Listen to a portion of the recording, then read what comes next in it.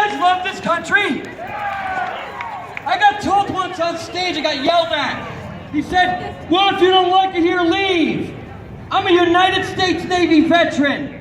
I fought for my country, and I'm proud to stand here and fight for my country with each and every one of you. Because the principles that this country were founded on, that's what we're fighting for here today. To simply ingest something that changes my consciousness, that's a controversy? You and me, we are the face of pro-choice America. You are the person you have been looking for to change it. I can't do it alone. These folks can't do it alone. But every one of us together, ain't nothing can stop us. Yeah! How many people here are registered to vote? Woo! I used to stand up here and say if voting could change anything, it would be illegal. And I felt that way, but you know what? I was wrong. Voting can change things, especially on a local level. You can affect change more than you ever thought you could. Me and a bunch of my friends got together in a bar one night in New Paltz. The bombs had just started falling on Baghdad, and we were pissed off, and we wanted to do something. And there was a mayor election coming up in our village. So we ran my buddy Jason for mayor. And we ran my friend Julia and Rebecca for village council. And we not only won the election, we swept the election. We became the most powerful voting force in the city of New Paltz. Yeah! We stopped marijuana arrests.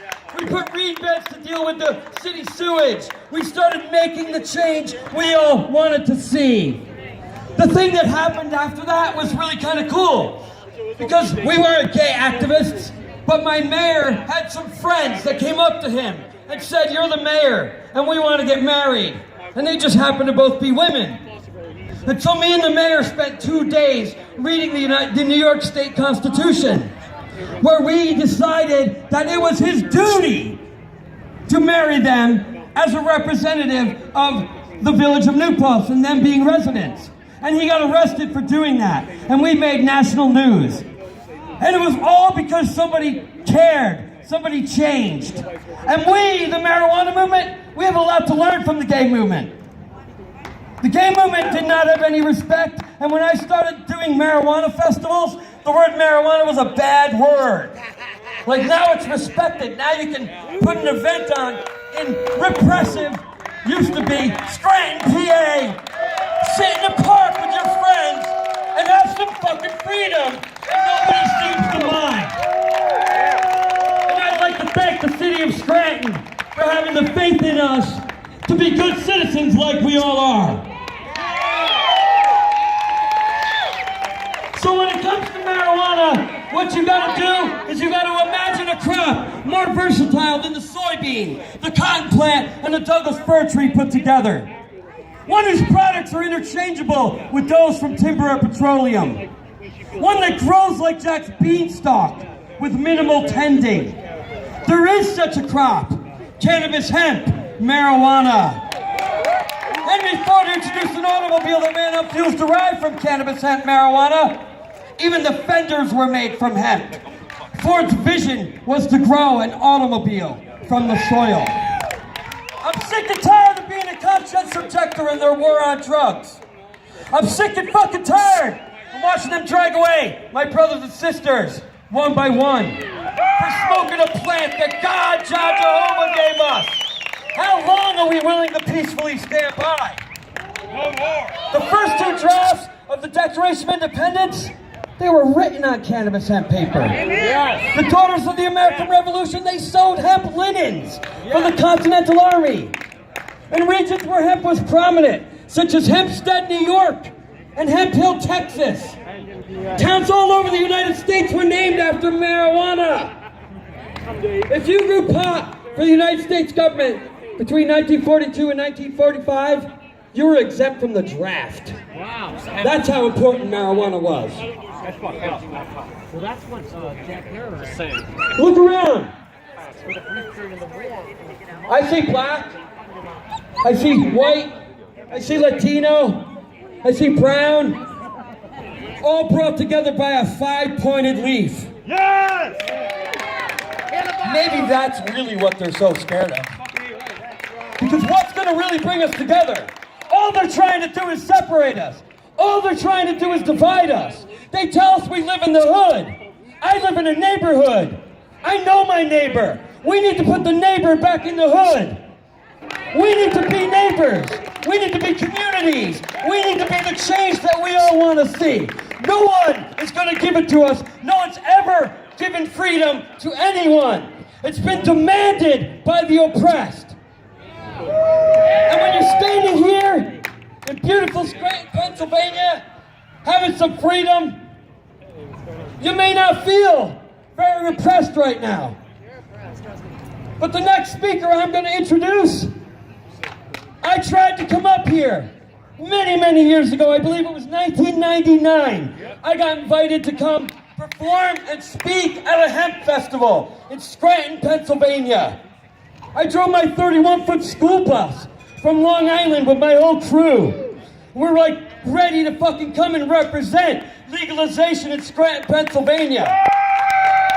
And when we get there, well, they didn't quite roll out the red carpet like they did for us here. And there were police, and there were DEA. It was like the repression state. Hey, I got to admit something, I'm a New Yorker here. I used to call you guys Pennsyltucky. I'm sorry, because you guys know what the fuck freedom is too. I stand corrected. This is our country, this is your state, and we're going to make it great again, just like this country was supposed to be. Ladies and gentlemen, my name's Rob Robinson. I put on the New York Harvest Festival, October 7th through 9 this year. This year will be my 19th. Little bit of freedom in upstate New York with a few thousand really cool people. If you've ever been, please come back. If you've never been, I'll bet one of your friends have and they'll tell you about it. Please come support us. We're fighting the good fight in New York, just like these folks are fighting for us in Pennsylvania. Please give a round of applause to the people putting this event on right now. You can do better than that. Thank you guys, my name's Rob. The next speaker I'm going to bring up, he was the guy that put that event on that got shut down here in Scranton, Pennsylvania. He had the foresight in 1999 to start the fight. And here we are today, continuing the fight. Please give a warm HempFest welcome to Tim Phelan.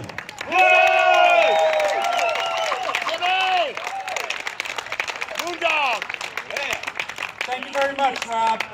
And thank everybody for coming and having so much fun that I wasn't allowed to experience back in 1999. 1999, I had a hemp festival started a year in planning at CC's in Music.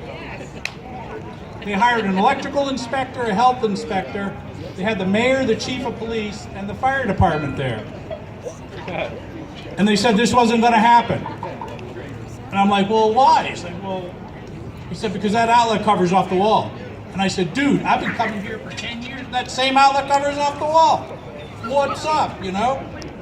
So they shut it down. They had black Chinook helicopters overhead, outside, raising and lowering with glass bottom doors, raising and lowering, kicking up sand and gravel so the crowd would disperse. They set up saturation checkpoint all day and all night in front of the place. That's probably when Rob got there. So undaunted and undeterred, I started planning for another one. Someone asked me, he said, well, you just have the Lions ball field in Newton Ransom. Yeah. So I went up to the Lions ball field, and they're like, oh yeah, it's a crop, they're all farmers up there. I figured, well, that's cool, you know, it's not city folk. Yeah, if you got a car. Yeah.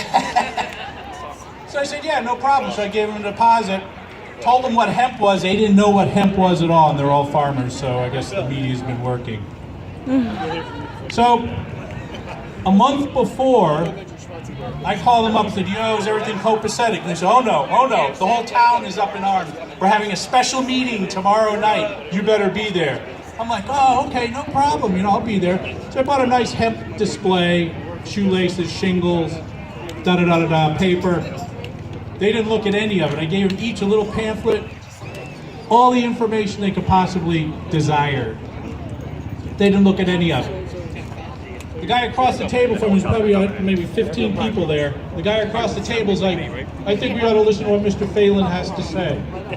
And the guy behind me, he's like, don't go there, don't go there. I'll get my gun, I'll shoot you in the back. What? Whoa. And his wife was sitting next to me, and she was looking over her bifocals telling me, and there's going to be lots of alternative lifestyles there. I'm like, lady, you're an alternative lifestyle, but I kept my cool. Yeah. So that didn't happen. They gave me my my money back. So I figured that our civil rights, all of our civil rights, were violated for both of those festivals.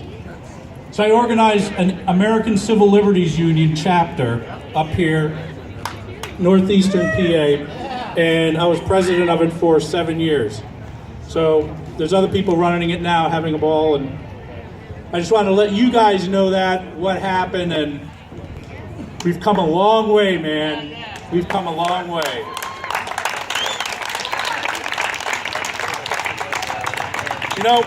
Our federal government own statistics state that we could plant 4 or 5 states down south with hemp. We would be free of foreign oil, and we wouldn't even need nuclear because we could burn the biomass. That's how bad it is, folks. Get on the horn, write your senators, let's get this thing rolling. Remember, hemp makes 50,000 different products. So there's not even 50,000 people here, so everyone here could start a company. Just remember that. Use your ingenuity. There's a lot to be done. Peace.